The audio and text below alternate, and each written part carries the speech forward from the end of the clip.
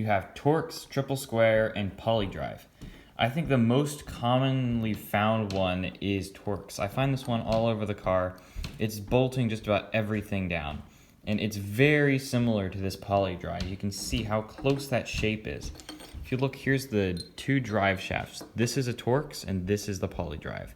They're very similar, and it's kind of frustrating because they use the Torx all the time and then they'll switch to a poly drive.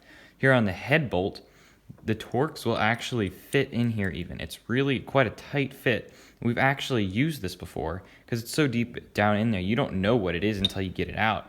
Then when you get it out, you realize it's different. And the poly drive is what fits that perfectly, and that's what you're supposed to use.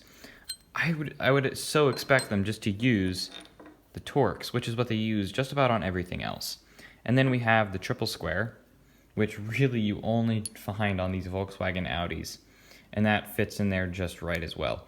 It's kind of weird how they use such specific tools and drives. I think it would be a lot easier if a lot of things were a little bit more standard. I think Torx is probably the most standard. You find that on other cars, but they definitely really like to use that. And then they, just to confuse you, throw in the poly drive and the triple square. And these fit each other sometimes. So like Hex will sometimes fit a Torx, or Hex will fit your triple square, or your poly drive will fit your Torx, and you can see it gets confusing, and you just got to know what they're using and try to get an idea of what you're looking at. So if you're looking at this and you see it's a bit more boxy, there's a good chance that's a poly drive. And this is a poly drive number 10 on the head bolts of a Volkswagen Audi.